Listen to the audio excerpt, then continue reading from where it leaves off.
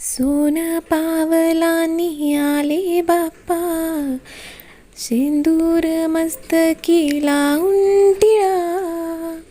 माझा बाप्पा किती गोड दिसतो, माझा मोरया किती गोड दिसतो. माझा बाप्पा किती गोड दिसतो, माझा मोरया किती गोड दिसतो. हॅलो फ्रेंड्स, मी प्राजक्ता तुमचं खूप खूप स्वागत करते आजच्या व्हिडिओमध्ये.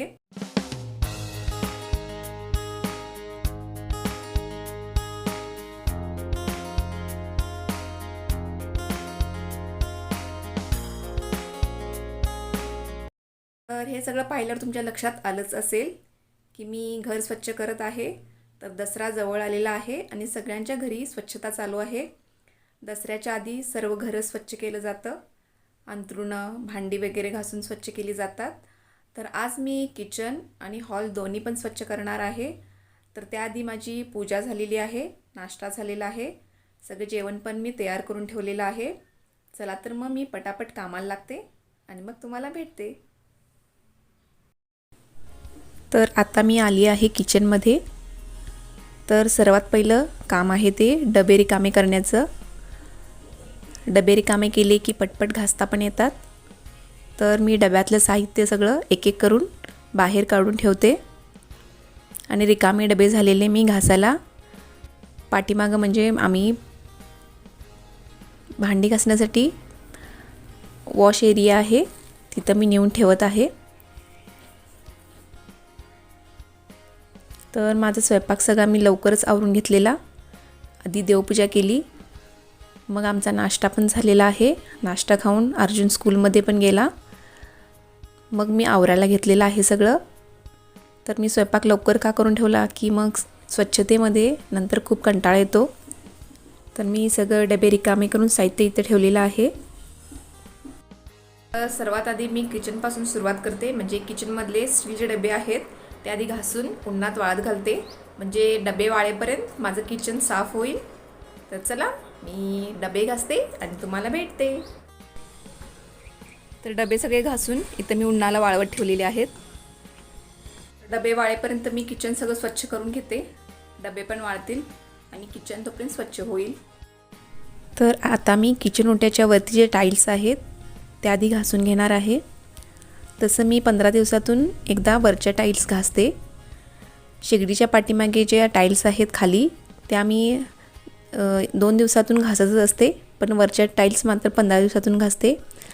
तर इथे मी भांड्याचं लिक्विड घेतलेलं आहे आणि घासणीनं मी या सगळ्या टाईल्स घासते आहे. कारण या टाईल्सवर फोडणी बसते, चिकट होतात, त्यामुळे घासणीनं घासून मग मी ओल्या कपड्यानं सगळ्या टाईल्स पुसून घेणार आहे. तर सगळ्या टाईल्स मी घासून कपड्यानं पुसून घेते आहे.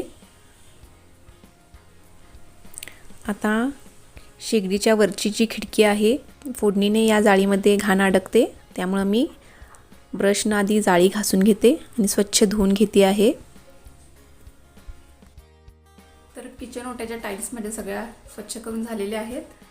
आता हा सेक्शन पूर्ण घासून पुसून मग याच्यावर मी पेपर टाकणार आहे.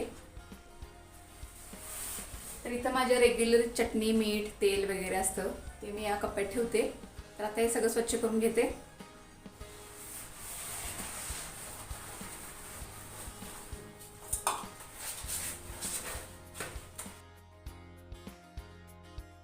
तर जिथे माझी शेगडी असते त्याच्या उजव्या बाजूला असे 3 कप्पे ग्रॅनाईटचे मी तयार करून घेतलेले आहेत. तर इथे मी तिखट मीठ साखर चहापूड अशा म्हणजे तेल मसाल्याचा डब्बा ज्या वस्तू मला रेग्युलर लागतात आणि पटकन हाताला याव्यात यासाठी मी या उजव्या साईडला ठेवते.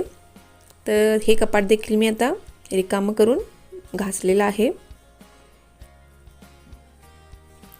आता लाफ्टवरचे पेपर मी काढून दुसरे नवीन पेपर मी इथं घालत आहे. त्यामुळे पेपर घातल्यामुळे लाफ्ट देखील घाण होत नाहीत. पेपर काढला की स्वच्छच असतात, फक्त नवीन पेपर टाकला की काम झालं. तर इथे मी लाफ्टवरचे पेपर बदलत आहे.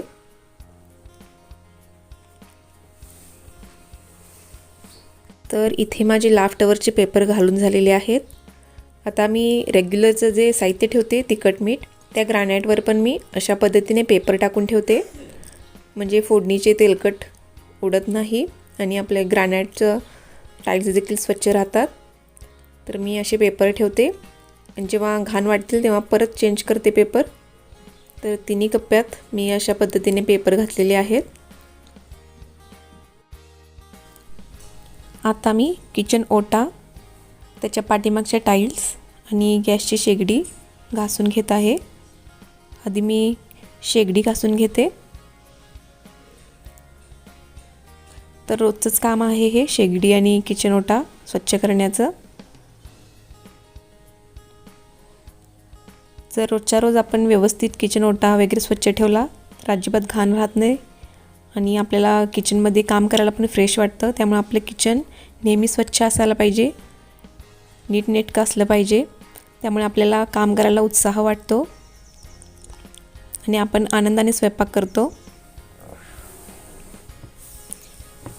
आपला जास्त वेळ किचनमध्ये जातो, त्यामुळे किचन हे आपलं स्वच्छ आणि नीटनेटकंच असायला हवं.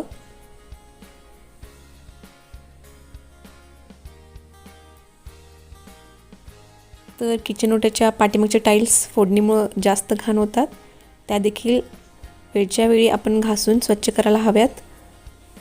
त्यामुळे तेलकट असे राहत नाहीत टाईल्स.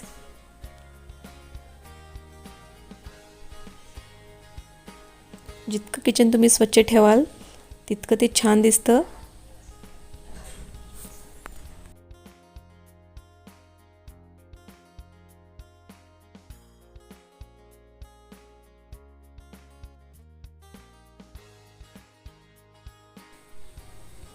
तर शेगडी आणि किचन ओटा घासून झाल्यानंतर आता मी इथे सिंक स्वच्छ करून घेते आधी.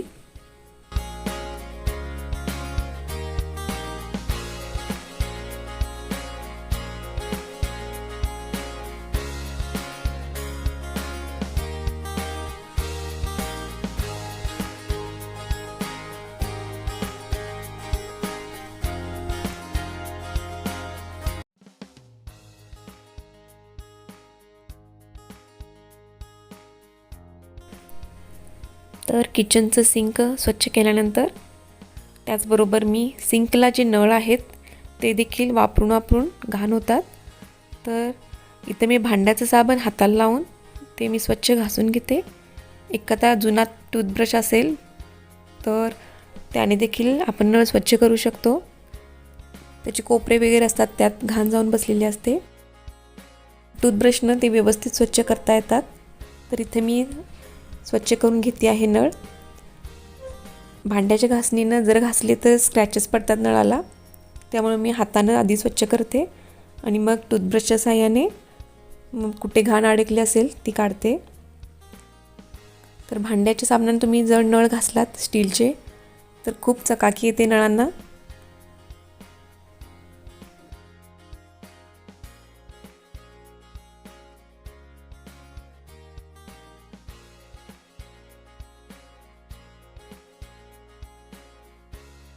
तर माझा किचन ओटा घासून झालेला आहे. किचन ओट्याचे टाईल्स पण सर्व स्वच्छ करून झालेले आहेत. तर ग्रॅनाइटचं कपाट आहे ते मी स्वच्छ पुसून पेपर टाकून घेते, म्हणजे त्याच्यावर धूळ बसणार नाही. ज्यावेळी काढायचे त्यावेळी पेपर काढले की कपाट स्वच्छ राहतं, म्हणून मी पेपर टाकते. ग्रॅनाइटचं कपाट स्वच्छ पुसून यामध्ये पेपर देखील टाकून झालेले आहेत. आता यावर मी स्वच्छ घासलेले डबे लावून ठेवलेले आहेत. तर अशा पद्धतीने माझं किचन सगळं स्वच्छ झालेलं आहे. जर तुम्हाला माझ्या किचनचा टूर बघायचा असेल तर याची लिंक मी डिस्क्रिप्शन बॉक्समध्ये देते आहे, नक्की चेक करा.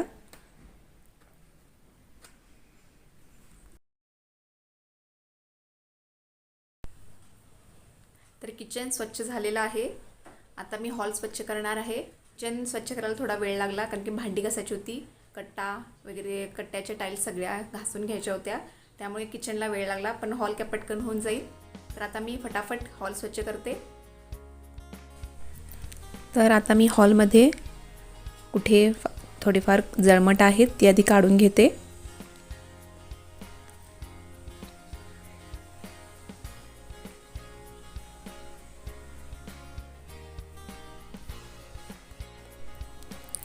त्यानंतर मी सोफ्याच्या पाठीमागे सगळीकडे आधी झाडू मारून घेते.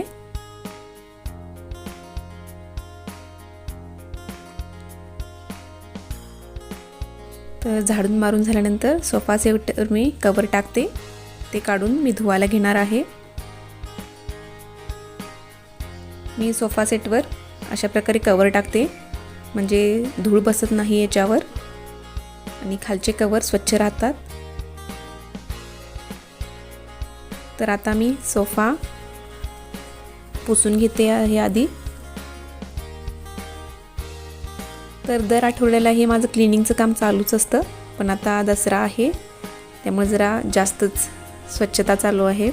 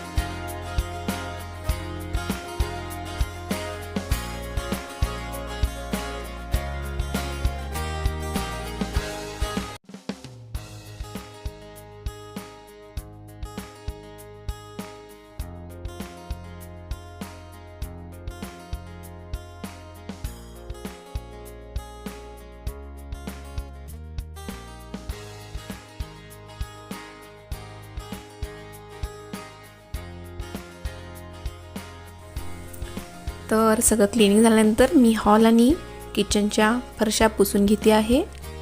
तर ऑलमोस्ट माझं सगळं किचन आणि हॉलचं क्लिनिंग पूर्ण झालेलं आहे. घर स्वच्छ झालं की खूप समाधान वाटतं, घरात खूप फ्रेश वाटतं. जर आजचा व्हिडिओ आवडला असेल तर नक्की लाईक करा, शेअर करा आणि सबस्क्राईब करा. सोबत बेल आयकॉन क्लिक करायला विसरू नका, म्हणजे माझ्या नवीन नवीन व्हिडिओचे नोटिफिकेशन तुम्हाला मिळेल. परत भेटू पुढच्या व्हिडिओमध्ये. व्हिडिओ बघितल्याबद्दल धन्यवाद. Bye bye.